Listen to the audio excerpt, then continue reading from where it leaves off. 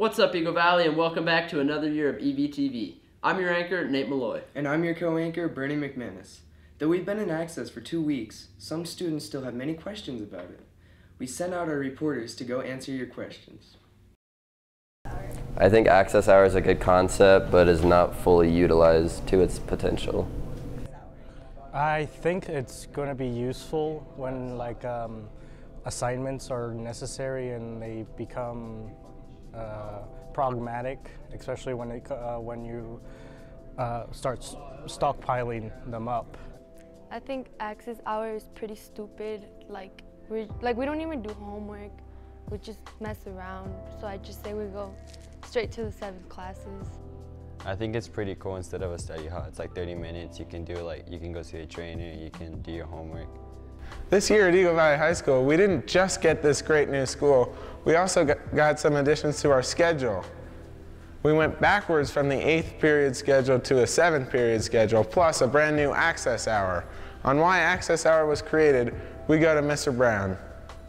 Access was created to give students the ability to access or have access to all teachers. So we're trying to open up doors for kids to be successful in kind of a new way, because we found that study halls in the past, it was almost more of a detention. You know, only one kid out of the room at a time. Yeah, a lot of this is data driven. Mr. Doan actually went through and he went through and he selected each student individually to put in each homeroom. And he based it off of, you know, a list of criteria that he had. So we've now heard what the students think about it, and we've heard what the committee wanted out of Access Hour. Now it's time to find out what our teachers are thinking. I think one of my main roles during Access Hour will be to check in with each student, double check where they're going. If someone needs to go make up a vocab quiz or a math quiz, kind of get an idea of where they need to go and get them to that right spot. They're going to use time wisely. That they're going to respect the teacher's time, other students' time, but mostly their own time.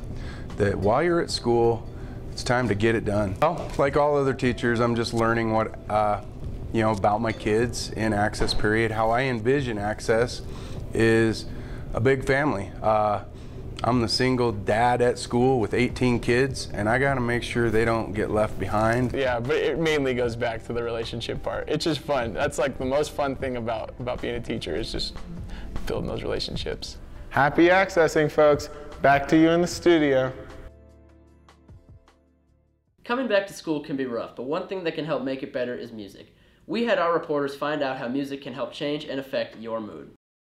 When I listen to music, I feel a connection to the song I'm listening to. Different types of music affects me at different times.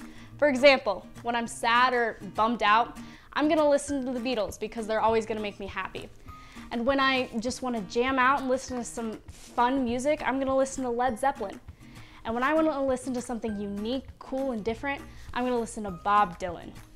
Many people aren't aware of how music can really affect their learning environment and their lives. It kind of depends on the music for sure. Like if you've got like a depressing piano thing, obviously you're not going to be very happy. If you've got kind of like an upbeat guitar kind of thing going where you're like,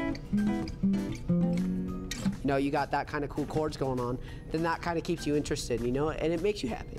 Music doesn't just affect your mood, but it also affects your memory and your learning as a whole. I think music can play a role in how people learn. I mean, studies show us that certain types of music, mostly music without lyrics, can help us to focus.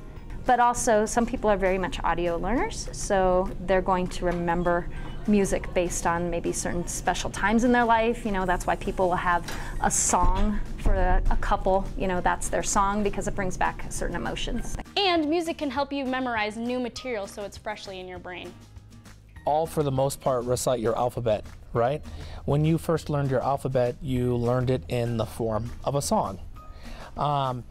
Many people use music to help memorize schoolwork, other types of work, etc., etc. You can take a simple nursery rhyme and put your own words into it to kind of make it cool. Music isn't just background noise, but it can really set the tone for all of our lives. This has been Bella. Back to you in the studio. Thanks for tuning in with us on our first episode of EVTV. See you next time.